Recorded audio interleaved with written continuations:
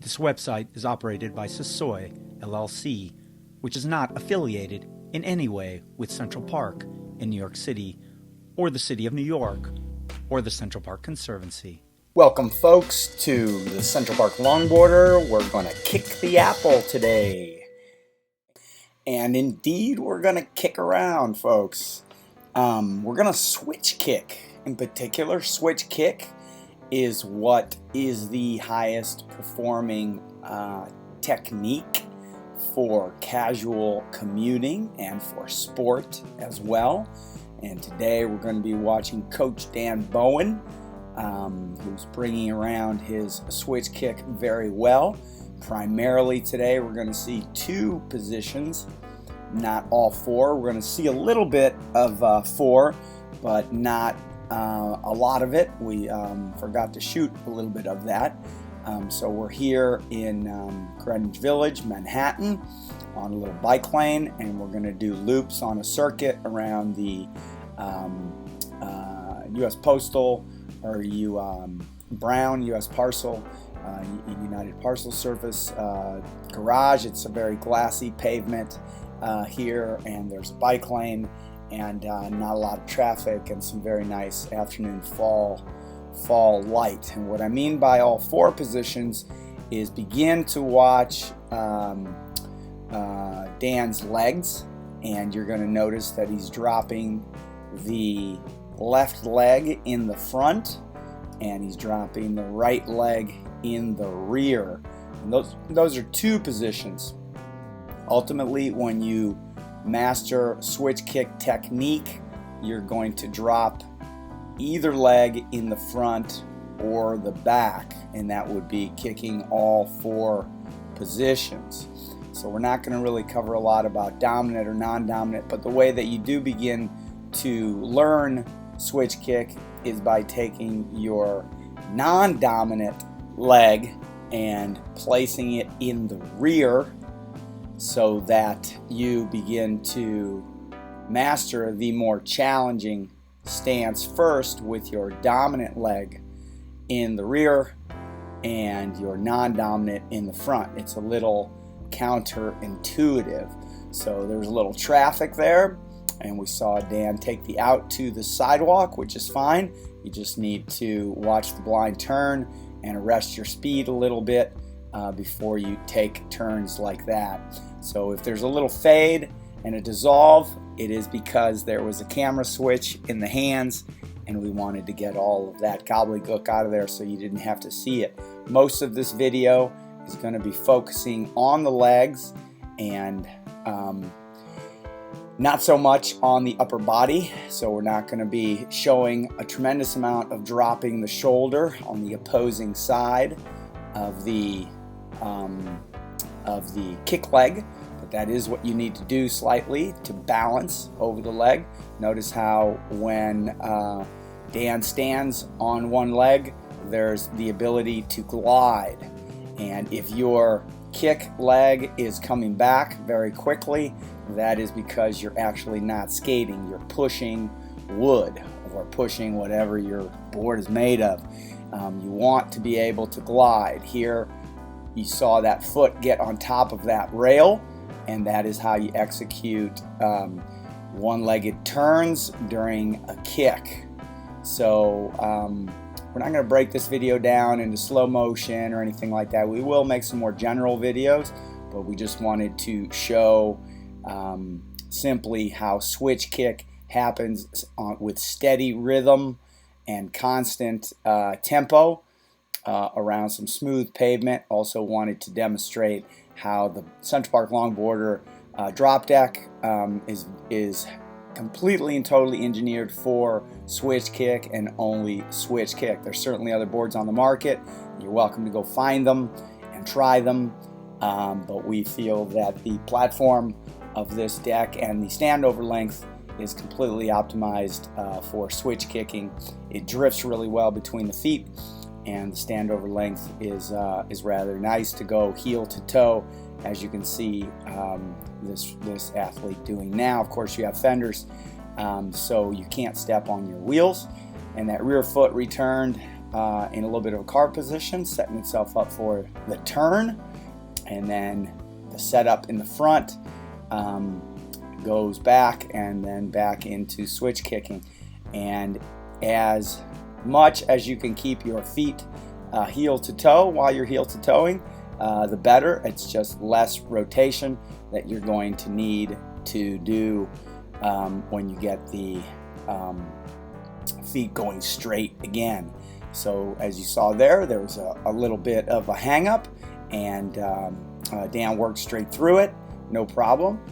And sometimes technique gets broken, and then you need to brace yourself left or right and get the feet going back heel to toe once again. So here's some good views of the rear and how feet drop in, and notice how the rear foot, the rear leg just moves right over, but this front leg, watch it now, is going to go up, over, and down, up, over, and down, and the rear leg, all it needs to do is come straight back.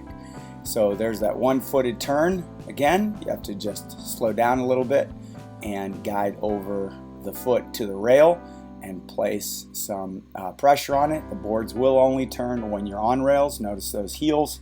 One heel was off and one heel was on. When you're not on the rail, it'll be very challenging for the board to turn. So if you're finding that the board, any board, isn't turning, you're just not riding the rails sufficiently. So really got to get over there. Here's some very good views on that switch kick. Again, notice how the setups are right in the center of the board. Beginners will drop their feet left or right of the center, and they will be doing a zigzag up the path and wondering why they can't keep the board straight. Well, this will come in time as you begin to set yourself up, but you need to take the time to really look at the foot and drop it, place it right in the center, and of course, after you get enough muscle memory in the legs will begin to drop themselves right where it is they need to be. But in the beginning, 5, 6, 7 miles an hour, take a peek down, and then of course you need to look back up to see where you're going.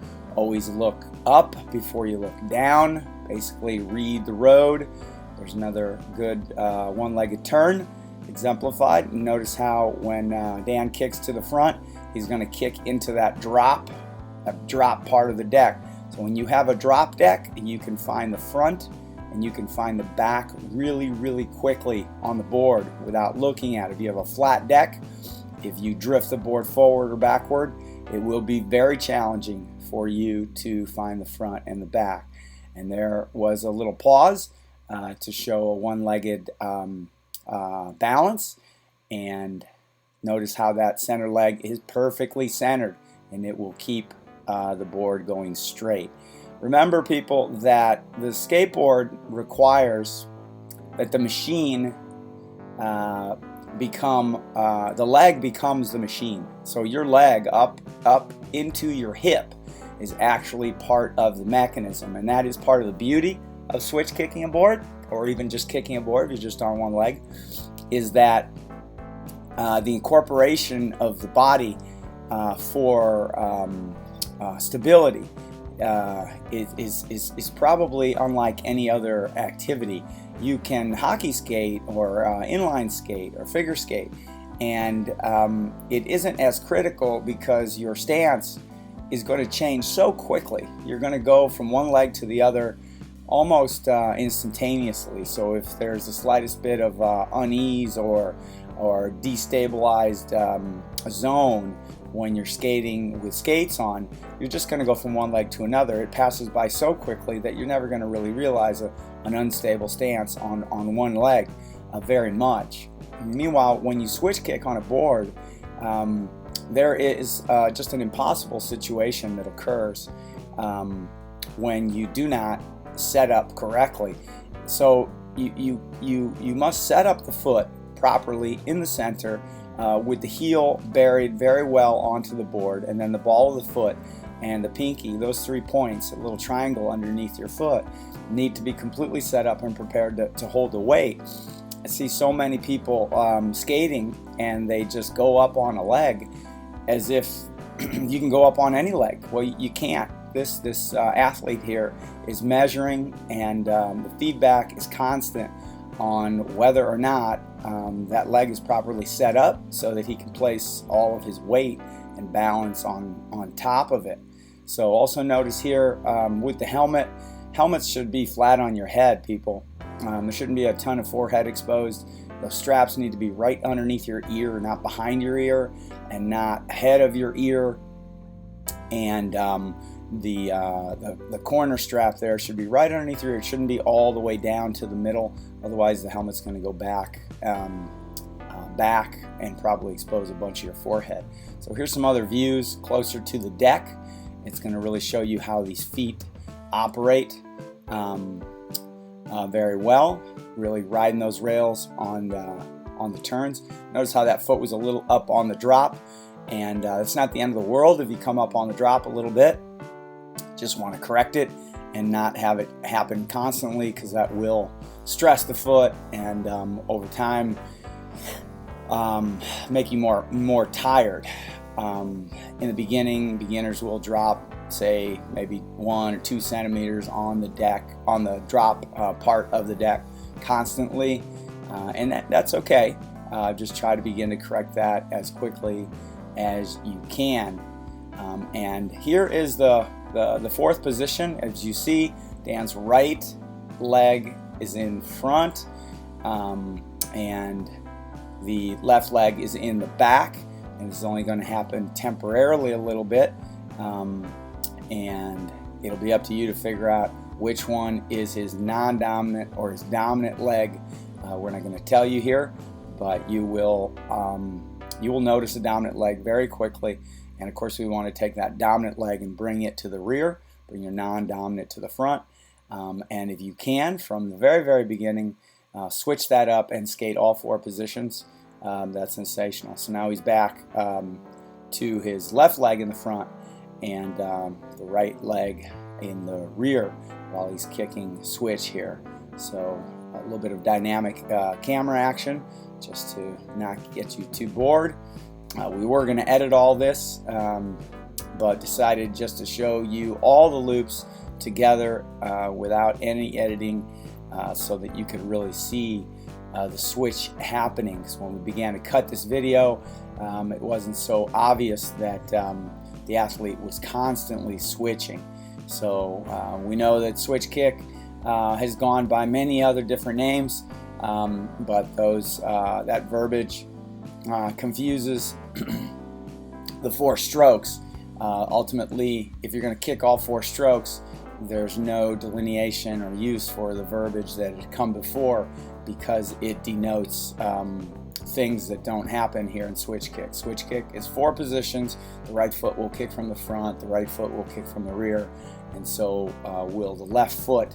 And we speak about technique and form, and developing that constantly for either mellow commuting or a little mellow tempo like this. This is more of a workout than you might imagine. If you are an injured runner, there's a little recovery. Good on Dan on the fly. If you're an injured runner and you have some impact injuries, you're going to enjoy switch kicking on a board a great deal. Very much as if you went to cross-country skiing. You're going to be using the legs very much not like running, but you're going to use the glutes and the quads and the hams a great deal, and you're not going to be sustaining any impact injuries. These are cadence on the 1, as you saw. Breaking your stride, breaking the technique, and going to a switch constantly on the 1s is the most challenging cadence count. So we're going to come around here and do some cadence on the 2s as well. But when you cadence on the 1s, you're breaking stride, and every time you're needing to set up. So if you can do clean 1s, there was a drift. If you notice how available that was.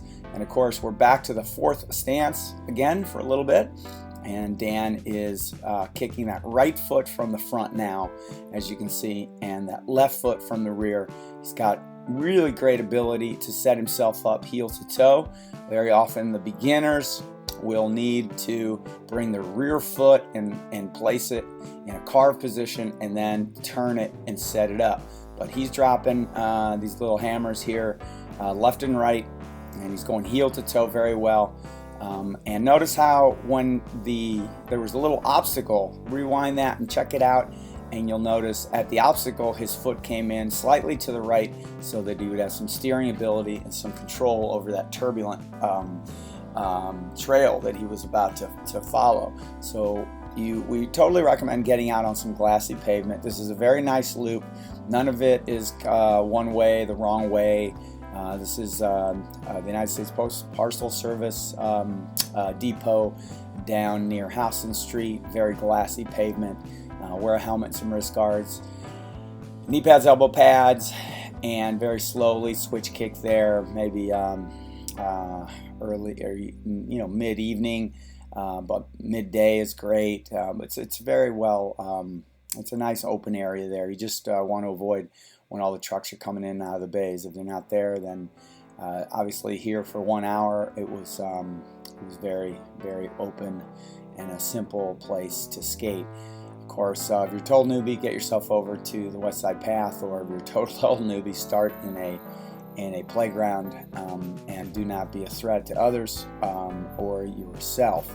So don't get out into open traffic and paths until you're totally certain you can handle this kind of thing.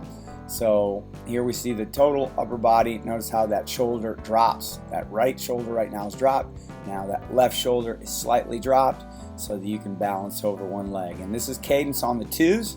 1, 2, 1, and 2, and switch. And 1, and 2, and switch. And what we like to do is we like to do cadence ladders. So we'll cadence up to 10 on both sides, then call it backwards. So kick 10 to the left, kick 10 to the right, kick 9 to the left, kick 9 to the right, so on and so forth, and bring them up and bring them down, and bring them up and bring them down. And here also we see a good bit of sort of advanced steering in a heel to toe position. Slowly your muscles will adapt, and they're the abductors on the sides of your hips, and quite a few other muscles need to stretch so that it's comfortable to be heel to toe on the board. And here are some slightly more different angles so that you can see, actually you're looking at some lovely socks. Those are stance socks, and this is more of a little bit of a dress-up shoe. It's actually a skateboarding shoe called Huff. It's good for kicking around casually, but we wouldn't take this out for a great deal of sport. It's more of a radical slipper, so it's going to be fantastic for you if you want to do ollies and all this kind of stuff, or if you just want to kick across town and look good. It's a fashionable shoe, but we wouldn't say that we take it out on a 60-mile switch kick. So check out Stance socks. We would take them out. They're super high-performing socks, and also they look fantastic, as you can tell. Just add a little bit of color to this very New York styling, which is gray and black.